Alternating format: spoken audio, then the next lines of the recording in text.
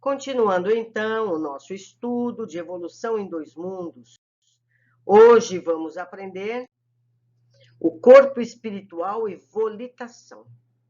Podemos receber alguma informação sobre a volitação do corpo espiritual? Resposta. Na metamorfose dos insetos, a histólise alcança notadamente os músculos e a máquina digestiva, atingindo apenas levemente o sistema nervoso e o sistema circulatório. Efetuado o processo histolítico, segundo referências alinhadas em outra parte do nosso estudo, os órgãos diferenciados voltam à posição embrionária que lhes caracteriza, que era característica, e só então as células entram em segmentação, formando na histogênese os órgãos definitivos do inseto adulto, armado de recursos para librar na atmosfera. Assim também, após a transfiguração ocorrida na morte, a individualidade ressurge com naturais alterações da massa muscular e no sistema digestivo, mas sem maiores inovações na constituição geral, munindo-se de aquisições diferentes para o novo campo de equilíbrio a que se transfere, com possibilidades de condução e movimento efetivamente não sonhados, já que o pensamento contínuo e a atração, nessas circunstâncias, não mais encontram certas resistências peculiares ao envoltório físico. Ao homem comum, na encarnação, não é fácil, todavia, a articulação de uma ideia segura com respeito às condições de seu próprio corpo espiritual.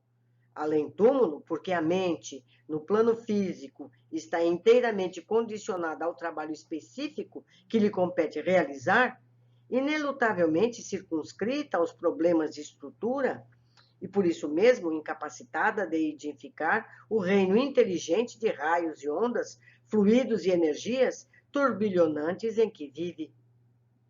Como entenderemos a mente em si, individualizada e operante, se as células do corpo espiritual têm vida própria, como as do corpo físico? Nós já aprendemos que cada célula do corpo físico corresponde a uma célula no corpo perispirítico. Ela tem vida.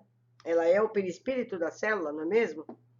O problema é de bem simples orientação, qual acontece numa fábrica de largas proporções, em que a gerência unificada em seus programas de ação supervisiona e comanda centenas de máquinas, com diversos implementos cada uma, convergindo todas as peças do serviço para fins determinados.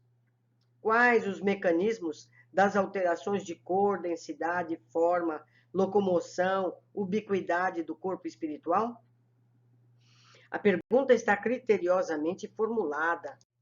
No entanto, para ela responder com segurança, precisaremos dispor, na Terra, de mais avançadas noções acerca da mecânica do pensamento. Nós não temos condições de entender isso ainda.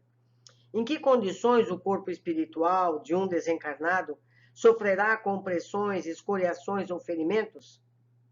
Dentro do conceito de relatividade, isso se verifica nas mesmas condições em que o corpo físico é injuriado dessa ou daquela forma na Terra. Não dispomos, entretanto, presentemente, de terminologia adequada na linguagem terrestre para mais amplas definições do assunto. Eu penso, me atrevendo a comentar, aqui na Terra, o nosso corpo denso, ele se fere com objetos do mesma frequência que a nossa. Não é verdade? Então machuca. No plano espiritual, tudo está em outra frequência. Tanto que um espírito desencarnado atravessa a matéria densa, que para nós seria machucado, mas no plano espiritual, ele não atravessa uma porta espiritual. Como nós vimos, portas essas construídas nos centros espíritas ou residências dignas. Então, tudo é relativo e proporcional. Então, no plano espiritual, os objetos ferem o perispírito. É o que eu entendo. Espero que vocês me ajudem nesse equilíbrio. Continuando. Como se processa a exteriorização dos centros vitais? Associando conhecimento magnético e sublimação espiritual, Os cientistas humanos chegarão por si próprios à realização referida, como já atingiram noções preciosas quanto à regressão da memória, exteriorização da sensibilidade. Qual a importância da relação existente entre o baço e o centro esplênico?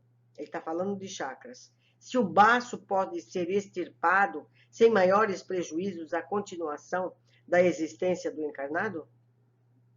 Compreendamos que a extirpação do baço, em sua expressão física, no corpo carnal, não significa a anulação desse órgão no corpo espiritual. Nós continuamos tendo um baço perispiritual. E que, interligado a outras fontes de formação sanguínea, no sistema hematopoético, prossegue funcionando, embora imperfeitamente, no campo somático, atento às articulações do binário mente-corpo. Como compreenderemos a situação dos centros vitais no caso dos ovoides? Entendereis facilmente a posição dos centros vitais no corpo espiritual, restritos na ovoidização, apesar de não terdes elementos terminológicos que a exprimam, pensando na semente minúscula que encerra dentro dela os princípios ergonogênicos da árvore em que se converterá no futuro. Uberaba, 23 de abril de 1958. Voltando aqui no exemplo dele, é como se tudo se acumulasse dentro da semente, tem uma árvore inteira, não é? Posto na terra, aquilo tudo desabrocha, está tudo lá dentro, não é? É assim. Meus amigos, ficamos por aqui mais uma vez. Espero a todos no próximo capítulo.